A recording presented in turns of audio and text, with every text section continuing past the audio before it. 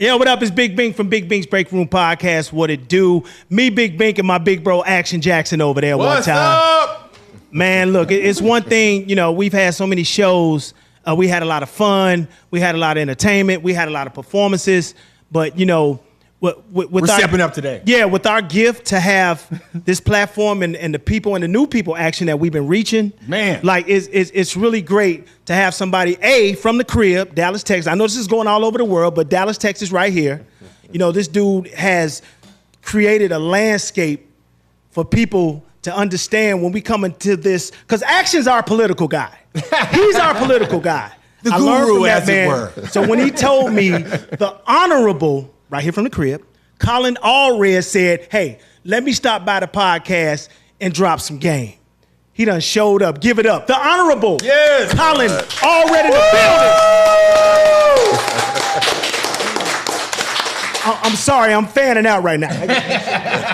Man, I'm fanning out right now. Wow, man.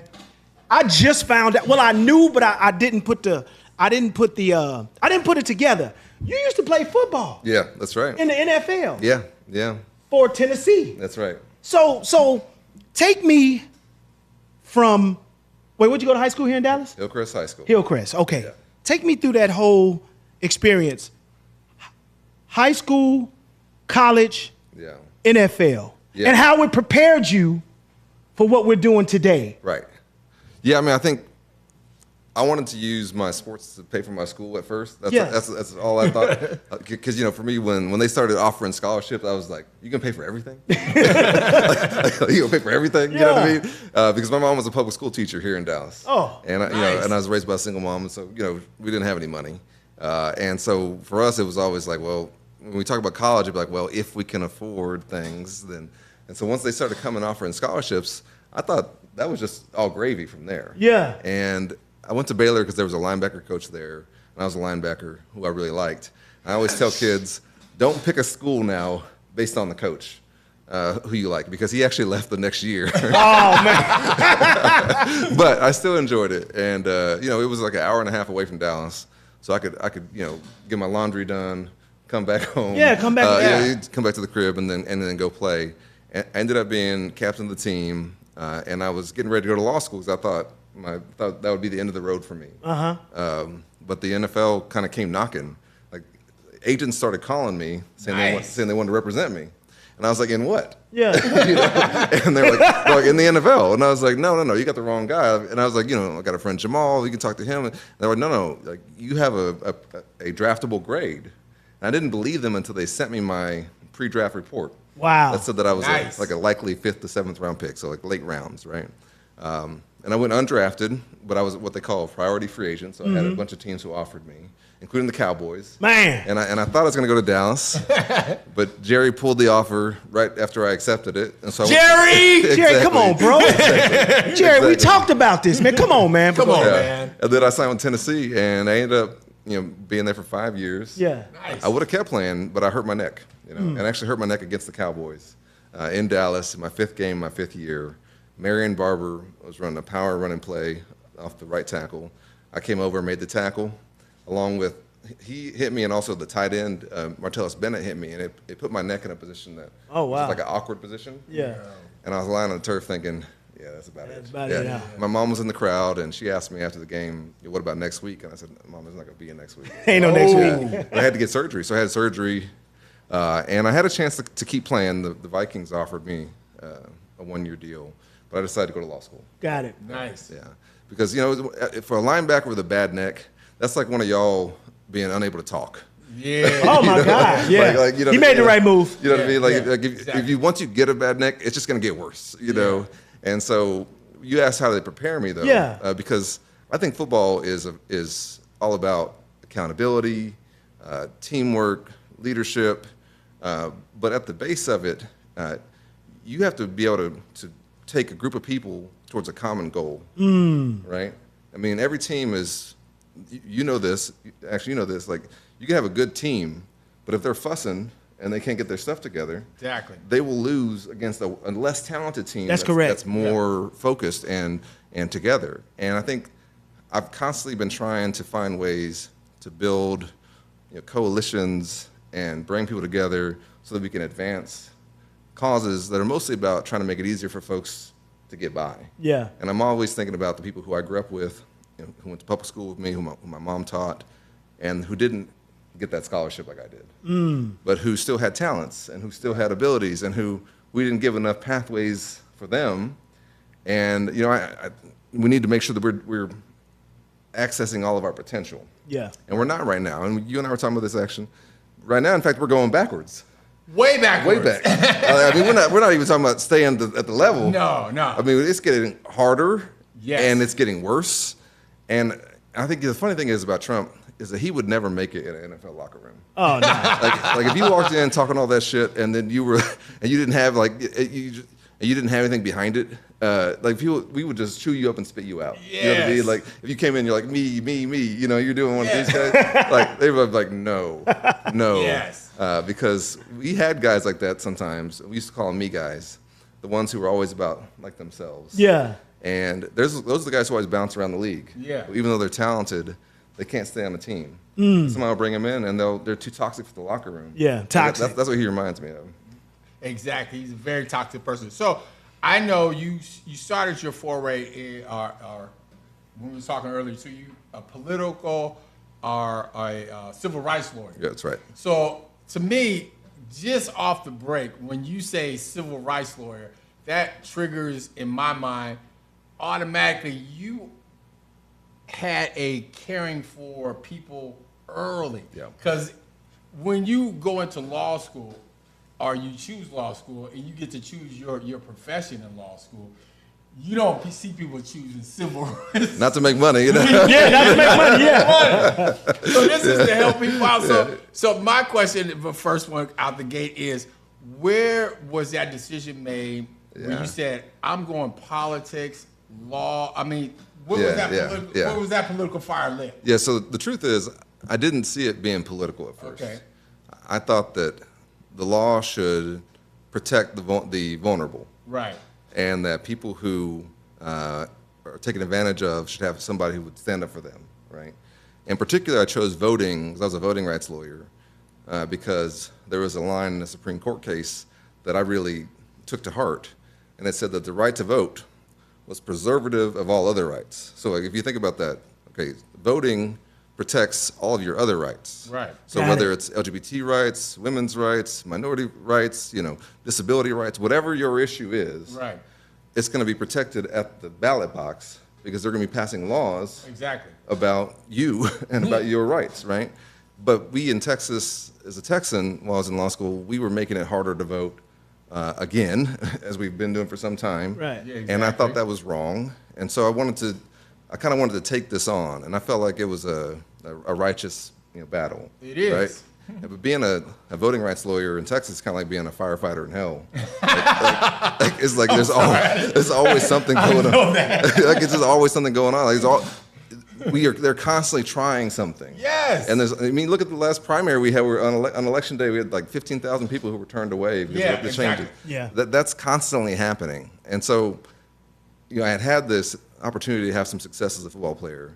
And then my next thought was, well, how can I lower these ladders so that someone else can follow, right? And what I can't stand is when you see people who get into a spot of success and they pull up the ladders behind them, right? And they say, well, we're not going to try and make it easier for the next kid like me to make it. to do what I did, Yeah. right?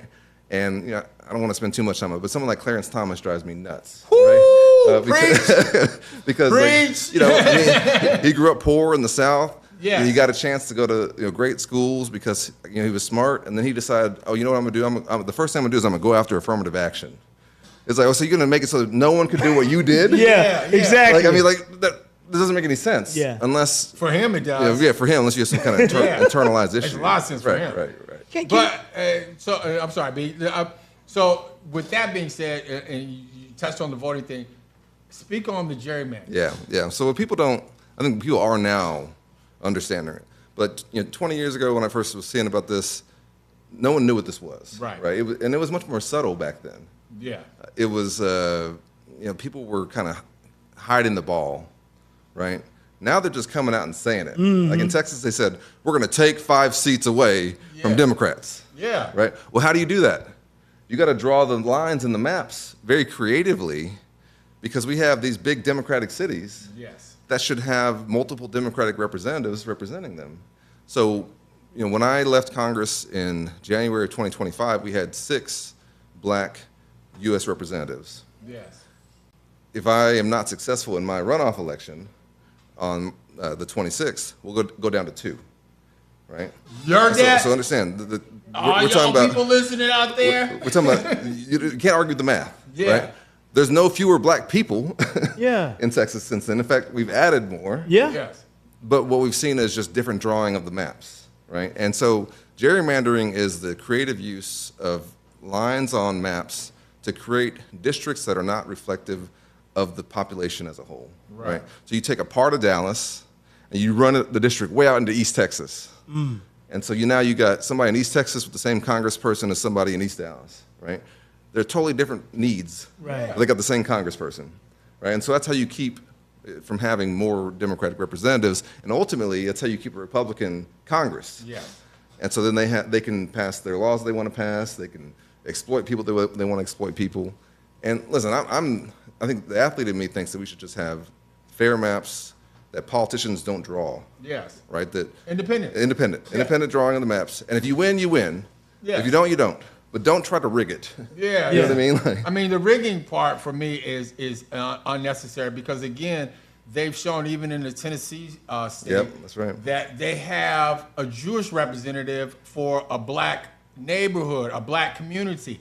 And it's not that that's a bad thing. It's that they had the opportunity to choose. They could choose. And we should have the opportunity to choose. And That's if right. you've taken away opportunity to choice, and they did it with the women on the abortion issue, and like they're doing everything else, they're eliminating our options to choose. That's right. And that's not a free society. No, it's not. That's the right word. Freedom. Yeah, That's the right word. It's not freedom. That's not freedom. When they take away choice, it's not freedom. But will voting help? Like, I need to make sure that you understand exactly what's going on here. Will voting help stop the gerrymandering? Yes. Now, there's some gerrymandering that we can't even vote our way out of. There are some districts that we can't win. But what they're doing when they make these districts is they're making some districts where they don't have a huge margin. Right. And so what they're relying on is an expected turnout of black people, of Latino people in those districts. And if we exceed expectations, then we can surprise them, right? And so what I wrote a Substack the other day about the Voting Rights Act being dead and how we have to pass the next one. And I had 3 things that I said we should do in it. 1, pass the new Voting Rights Act that's called the John Lewis Voting Rights Advancement Yes, Act. please. Y'all go look it up. I passed it when I was in Congress before, but we couldn't get it out of the Senate. All right, so we got to pass that. Okay. Yeah, absolutely. Definitely. Number 2 was reform the Supreme Court. I think we should add seats to the court. I think we should put term limits on the court. This court is out of control. Yeah, they trying right? to set it up for the next 30, 40 years, 50 years. No. I mean, Clarence Thomas has been on the bench since I was in elementary school. Yes. That was not the imagination of people when they started this. Correct. Hundreds of years ago. You would stay on there that long.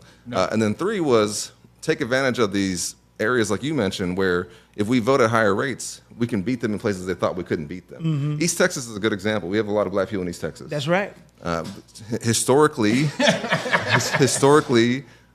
discriminated against and also disenfranchised, right? And so you have a tradition of lower voter turnout than what it could be, Right. And so if we take this seriously and then we try and say we're going to take advantage of getting more of our folks out there, that could tip a district, right? At the very least, what's the alternative is what I always tell people. We're going to give up? Exactly. Going to give up? No. Right? Can't Because, do that. I mean, Never. I think about John Lewis, who was 25 years old. You know, I think 42, I can't remember, 42.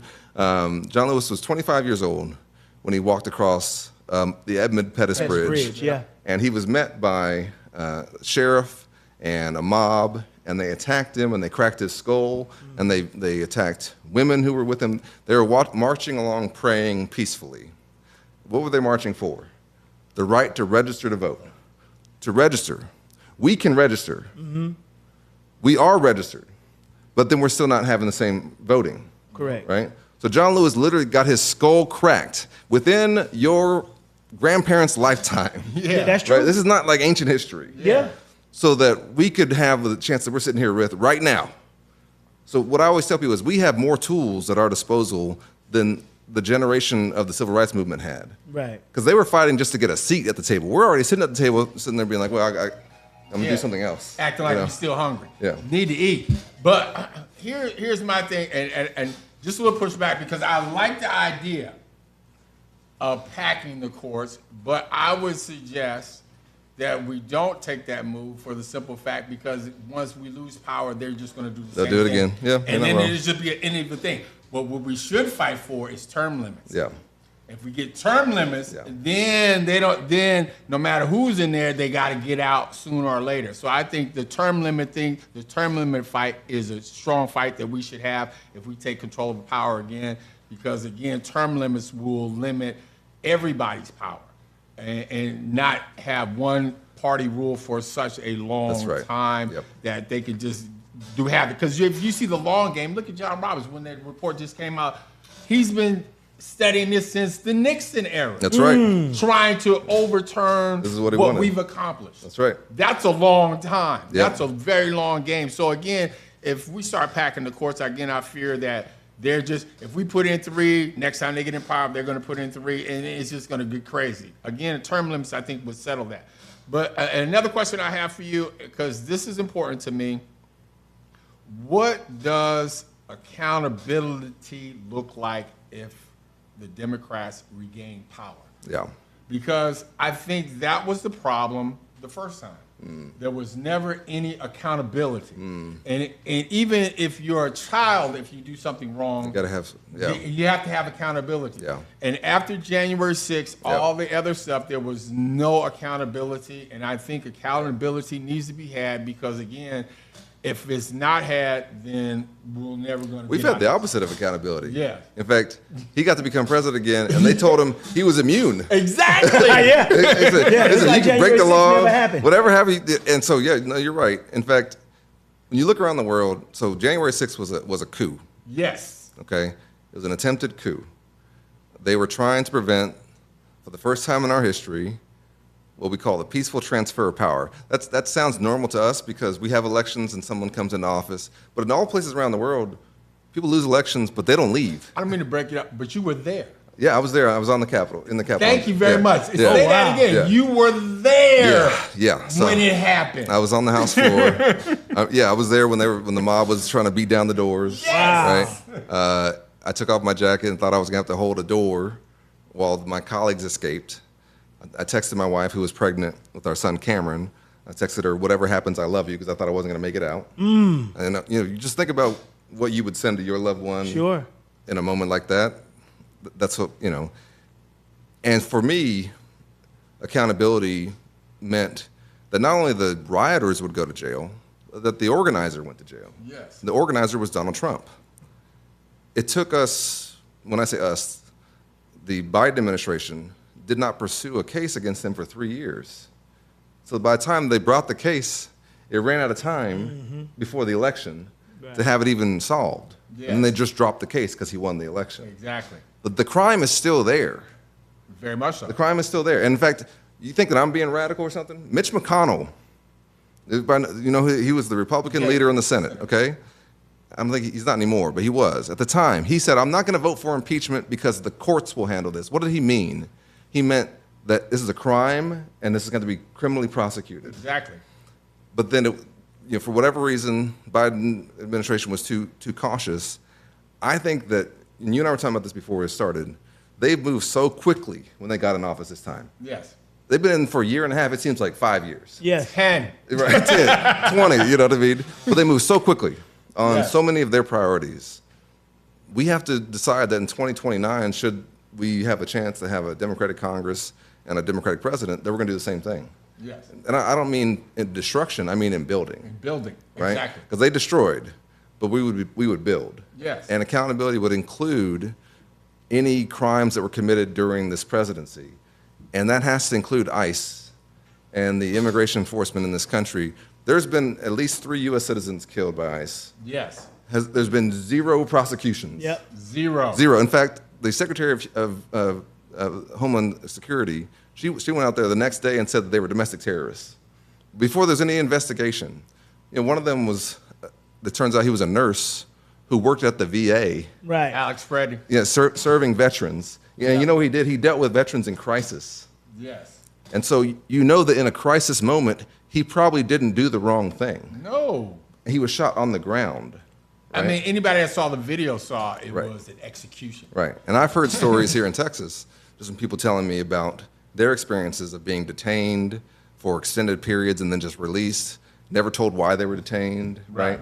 There was some body cam footage that was taken in Tennessee that the New York Times had that showed they were pulling over everyone who drove past the road. And if you were black or brown, they would check you for your papers. And if you were white, they were letting you go. And you know what? And actually, the Supreme Court has said they can do that. The Supreme Court has said that they can racially profile, which is what that is. But that's also against the law. And as a civil rights lawyer, I'm sitting there thinking their rights have been violated, right? And so there's civil and there's criminal consequences that have to be had. But the biggest accountability to me is putting us in a situation where this never happens again. Never, please. Where we pass a law saying every state has to have independent, nonpartisan commissions to draw their districts. No more gerrymandering, no more of this nonsense, right?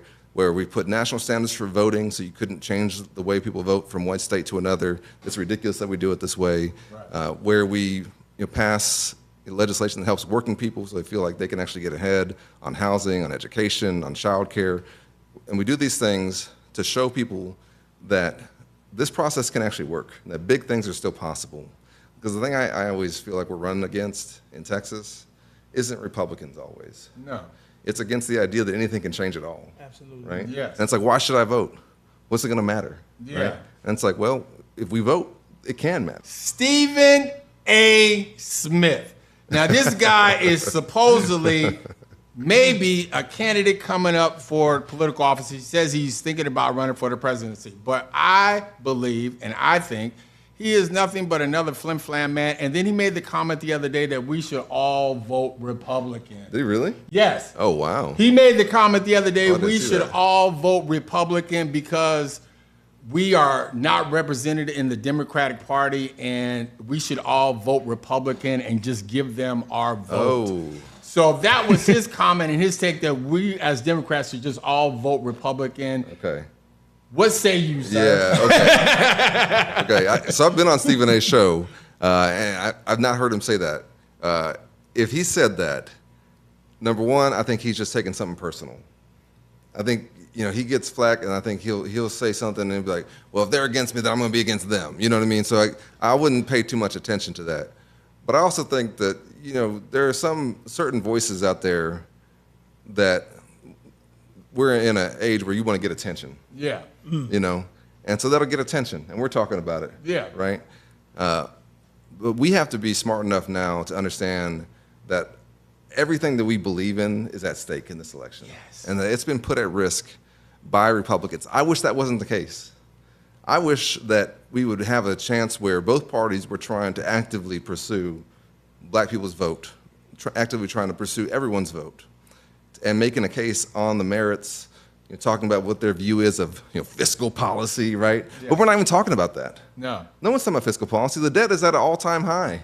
Very right? much so. Yep. No one's talking about going that. higher And with going billions higher. of dollars on a war of choice. Exactly. So we have an election coming up recently, and you're fighting for a district here that we're trying to hold on to. Yeah. So speak on the election Yeah. and coming up, and what we need to do to get you in that Yeah. seat. All right. So check it out.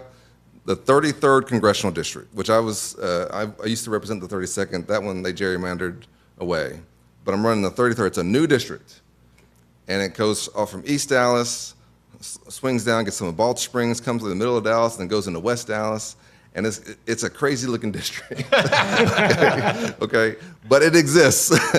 And it's an opportunity district in terms of it's a majority, minority, working class district, Okay. right? And it's one that I was born and raised in. My mom taught public school in this district. And so I think I can represent us well. I'm running in a runoff. So that means that we already voted for me probably in the primary, some folks, or voted in that primary. We got to vote again. Right. And early voting is on the 18th. Election day is on the 26th. and I need folks to come out to vote. My opponent is a Democrat, and she was my successor actually in the 32nd district, but I don't like how she's conducted herself in office, and I'll just be very quick about it. She's traded $4 million worth of stock while she's been in office. Woo, man. I never traded any stock in 6 years in Congress because I had insider information. I thought it was unethical. Yes. Right? And she takes a lot of money from corporate PACs, big pharma, big tobacco, big military contractors. And you can't stand up to an interest when you're taking their money. And I never took any corporate PAC money, and I never will. And I say all these things because I think people should understand. I hear people all the time say, well, everybody's corrupt. Yeah. And I think part of why Donald Trump got elected was on the belief that everyone's corrupt, so even though he's corrupt, maybe he'll be corrupt in my interest. Yeah, exactly. Right? And so part of beating Trump and Trumpism isn't just electing Democrats, it's electing Democrats who'll clean the house. Please. And then deal with our levels of corruption that we have so that people don't feel like it's the lesser of two evils. Right. Right? And then that to me is what's at stake. And So that's why you need no to vote. excuse. No excuse for you not to vote. How do people follow the movement? All right, yes. So you can go to my website, colinallred.com, or you can follow me on all the socials at colinallredtx. So we got the Big Bink's break room goodie bag. We give all our guests goodie bags here, and well, I'm gonna let you. Okay, all right. Yeah. Let me see. So that, But you got to wear that though. Next time you gotta go on wear it. television. rocking on the campaign Make sure trail. you Yeah. I You like got the it. Big Bink's break I room like it. T-shirt. Yeah. You got 3 here? Yeah. Or it's 3 different shirts. Yeah. Oh man, We hook you I'm gonna have up. to give some of my boys. All of the programs Yeah, on the I like Media that. Room 360. I like that. Oh, I like the black. Oh yeah. There you go. I can't see what that says. Respectfully. Oh yeah, yeah. I like that. That's great. Respect the black man. Yeah, and then Then we got this the. is, Oh yeah, the Yeah. podcast party. Yeah, I like that one. So yeah, make sure you wear them Thank shirts, you, man, when you're out brother. there Thank you. speaking to people, man, and Thank just you. tell I them you came appreciate on the that. podcast. Yeah. and listen, I appreciate y'all. No, we Thank you appreciate so you, much for man. having me. Dallas, Texas, right here, one of our own, Appreciate you, brother. doing this thing. Thank you. Yeah. The Honorable Colin Allred. Give it up one time, man.